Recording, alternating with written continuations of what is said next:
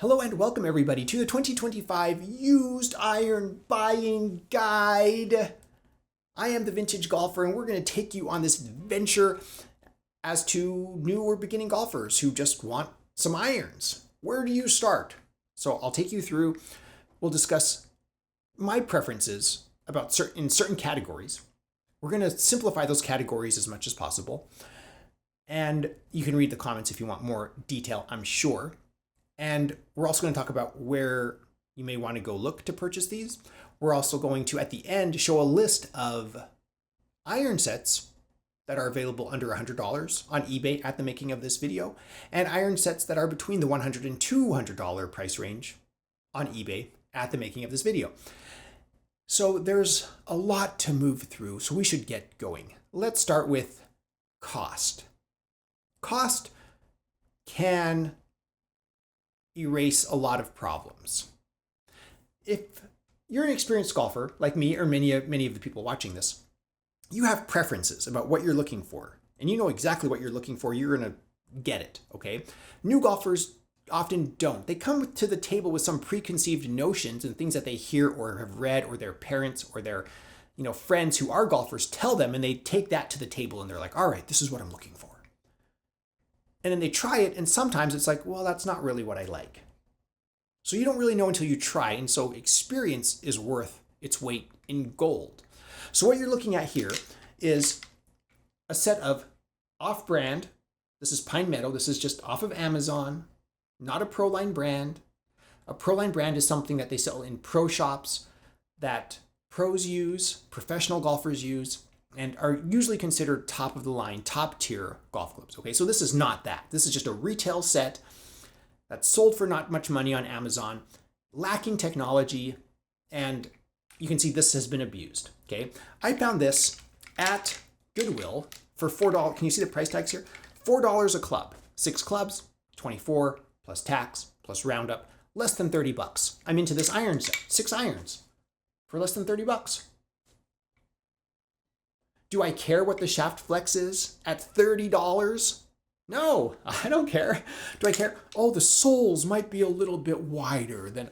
No, it's 30 bucks for a usable set of irons. Why not?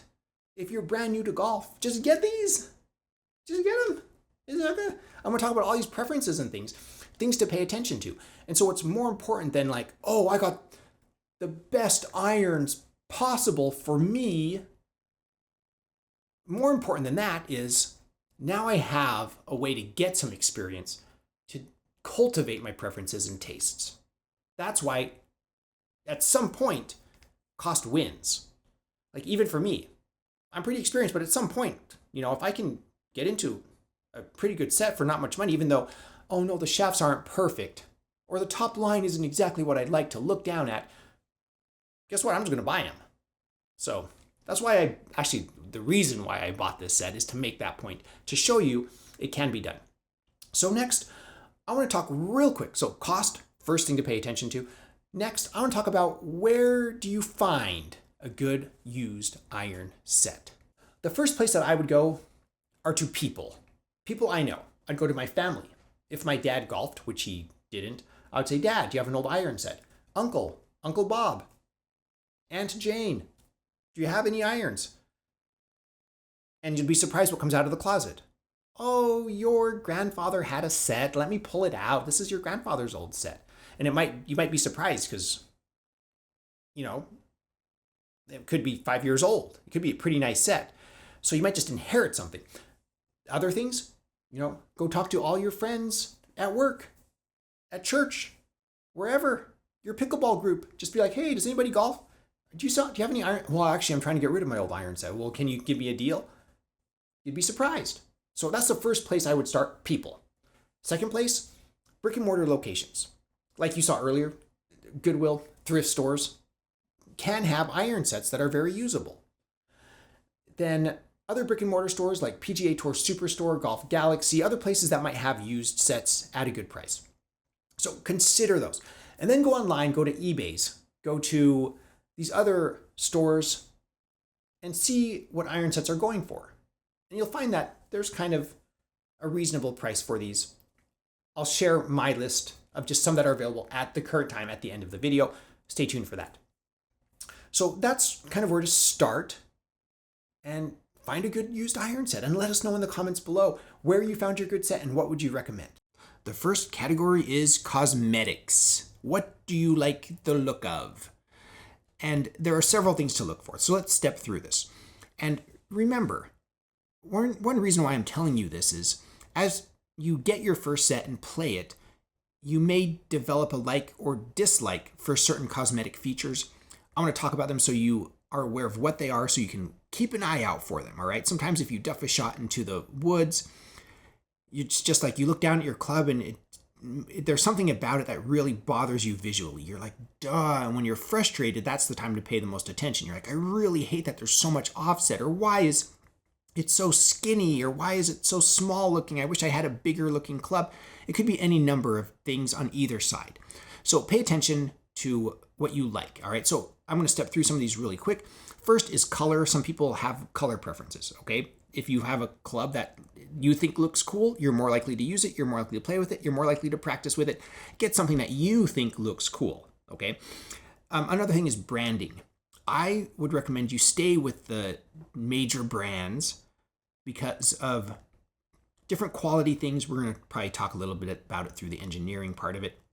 But big brands are very good cosmetically, and you fit right in with all the other golfers, especially if you have friends or family who use that particular brand. I understand it's not the end-all, say-all, but brand is something you might want to pay attention to. The other thing is top line. So for me, I like medium top lines. This Adams right here, Super S. Adams Idea Super S has a great medium top line. Okay, that's something that I like. I like medium to thinnish top lines. Here's the TaylorMade P790. Again, this has a top line that I liked looking down at, kind of a medium thin top line. Whereas I do not personally like massive top lines. Like, look at this Big Bertha. This is the 1990s Big Bertha, and it has a massive top line. I'm not a fan of that. If I'm going to hit something that wide, I'd rather have it look like a hybrid. Okay, so when it comes to looks, there's some obvious things. And then there are some things that are maybe less obvious to new golfers. Like the ping right here has a lack of ferrule. Notice that the ferrule is this plastic part right here, okay? It can be really small, like on some Callaways. There is actually a little plastic ferrule here. It's just a little plastic piece separating the club head from the shaft, okay? There are a lot of clubs that just don't have it. They just don't have a ferrule. Now, some of them are broken off, which is a different story, but some of them are designed, like this ping is engineered without a ferrule. Some people love that, some people hate it. And again, speaking of color, shaft color also matters. So really pay attention to stuff like that. Another thing that people notice cosmetically is offset. So you can see how the face of the club is recessed back behind the center line of the shaft. That's called offset. Visually, for some people, it's more of a visual thing than an engineering thing. So all things to pay attention to. There are some little subtle details. Like, for example, some grooves will just be plain, and some of them will have white lines painted on them. You can see there's a little white line painted on the bottom groove. Little subtle things like that may bother you. They may not. You may really like it. It may help you align the club with the ball. Pay attention to cosmetics. That's all I really want to talk about cosmetics right now. If you're new, just get something you like the look of and pay attention to some of these details as you play and as you learn. For this segment, we're going to look into the soul of our irons. I included an Adams Hybrid here because these are often sold with the sets, and they have a very wide sole. This is a wide sole. Here's my JPX 800s and a TaylorMade P790. I would consider these medium soles. Can you see the difference? And then the Nike Slingshot also has a wide sole. So this is a pretty fat sole compared to like the JPX 800 or the 790s. You'll also notice the speed slot. In my opinion, it's not going to make enough of a difference to a beginner or even for me to really pay extra for, but it's something to note. And pay attention. I'm going to say this at the end of this segment. Pay attention as you're golfing to when situations arise where you wish you had a wider sole or a medium sole or whatever, okay? So some concepts that kind of matter. Again, it's just what you bring to the table. But in a theory, when you have these larger soles, it moves the center of gravity lower, which, depending on your strike, can increase your spin. And sometimes even like the launch trajectory, right? So you can get higher shots. In theory, that's what these large, wide soles supposedly do, is move that center of gravity lower. They also are supposed to be better at skimming through like swampy bayou. Like if your local your local municipal golf course is just a bayou type of golf course where it's always just a swamp, maybe you want, a hole. I'm surprised you don't have chines in this. All right, I'm kidding. You just want a boat hole that will skim across the water or the swamp better, so you don't dig in and splash, too much mud up into your face. In my experience, I'm really having trouble of thinking when that was an issue for me. I can't remember. I have no living memory of it really mattering that much with a medium sole. Because medium soles, aren't that much thinner, and they don't dig in anymore because they all have what they call forgiveness on the leading edge, which means they kind of curve right here. You can actually see the reflection. They kind of curve this leading lip up a little bit, and they call that forgiveness on the leading edge. Okay, so all modern clubs that I've seen, all of them have that forgiveness on the leading edge. So does it really matter that, all of that? I don't know. It's something that you're going to have to determine. I know out west, when I played out there, so moving on from the swampy, grounds, like they have really hard pans sometimes in like the rough or the native, or sometimes even in the fairway. You're just like, ow, that hurts. And in my experience, it almost doesn't matter what your sole type is. You're going to get that harsh, instead of taking a divot, you just get that harsh bounce.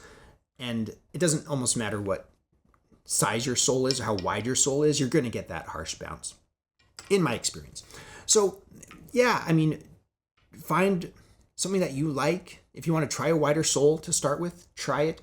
I didn't feel, as a beginner, like I started with medium width soles and I stuck with them because I never felt like they were not giving me the forgiveness that I needed, and I felt like they were perfectly capable.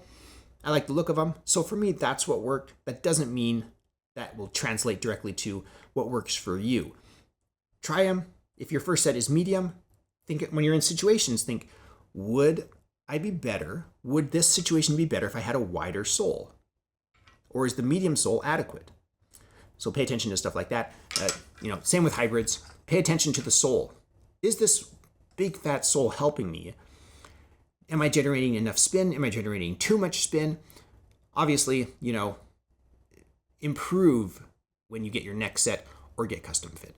So something to pay attention to: the sole, the width. Like I said, almost all the modern clubs I've seen have forgiveness on the leading edge, but something you will notice as you're shopping for clubs. Leave your comments. Let us know. Expert opinions in the comments below. It will benefit you if you're a new golfer to go down and read the comments, because there'll be lots of great input down there. Now we get to talk about shafts. Let's just go through the things. There's color. All right, here's a black one, graphite shaft. Here's a maroon. Okay, so there's color, there's looks, cosmetics. A steel shaft will have steps in it. Okay, and then there's materials. There's steel versus graphite. Does it matter?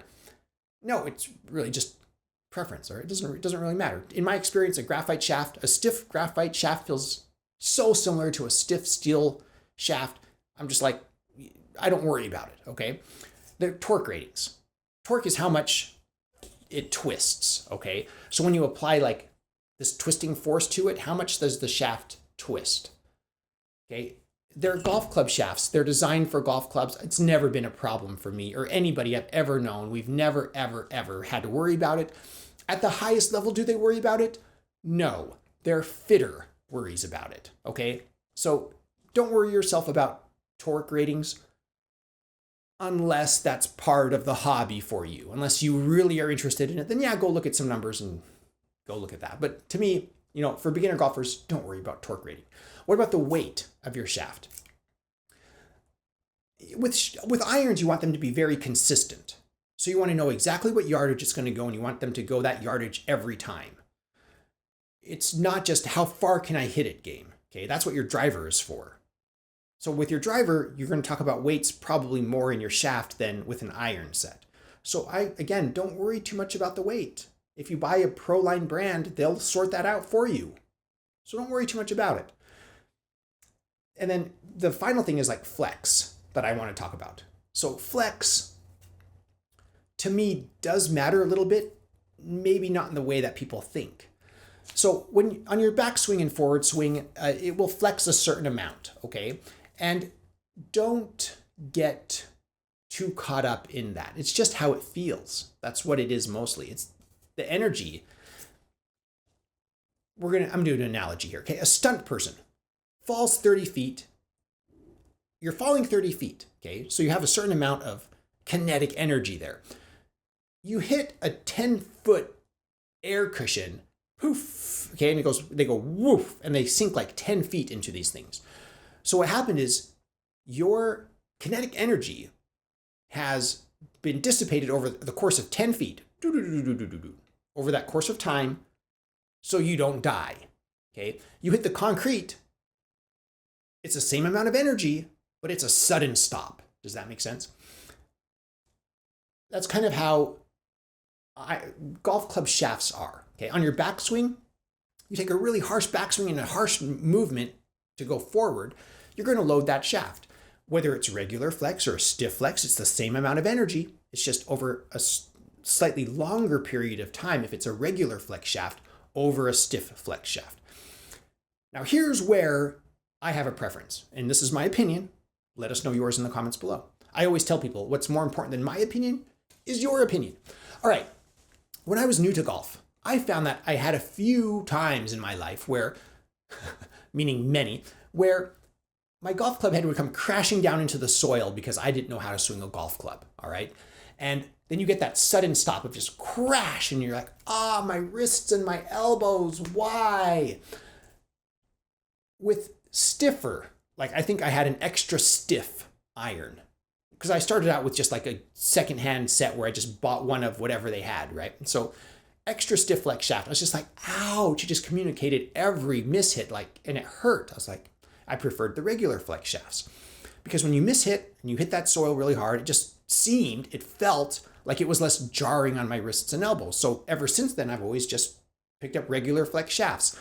This was my iron set for years, regular flex shafts, okay? To me, it's not a function of swing speed. To me, it's more a function of my tolerance for jarring. And I imagine I'm going to move very quickly. You can see I'm getting to senior age. I'm going to move to senior flex as soon as I can because it's just like less jarring is good for me. And again, that's just my opinion.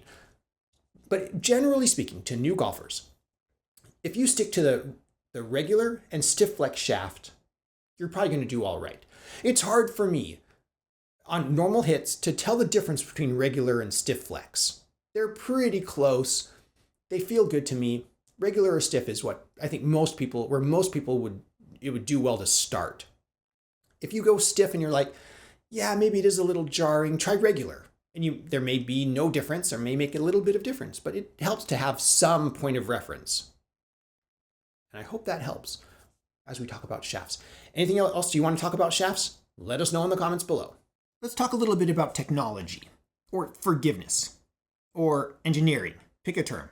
They're engineered, okay? First is materials, stainless, and these two are forged. You got hollow body design, you got cavity back designs, you got dampers in here, you have offset, you have perimeter weighting. That's kind of it. Okay, so what does all that mean? So materials. So forged materials are generally like a mild steel, and they chrome, they plate them. They have a tendency to wear, in my experience, more than stainless. But they're supposed to sound better and feel better, okay? In my experience, it's mostly just sound. Sound is associated with feel, but you hit anything sweet, in my opinion, it feels the same. I mean, it just feels good. So kind of the big thing is wear and tear and sound for materials. When it comes to dampening, it doesn't matter if you really use a hollow body or a cavity back. you can put a damper in a cavity back and have it sound pretty good, in my experience. This Mizuno is also forged. These two are forged. This one is stainless. This one doesn't have a damper in here. So whether it be hollow body, cavity back, or cavity back with no damper, this one sounds the loudest. When you hit this one, you can hear it and it sounds different. It's noticeable. Some people like it, some people don't.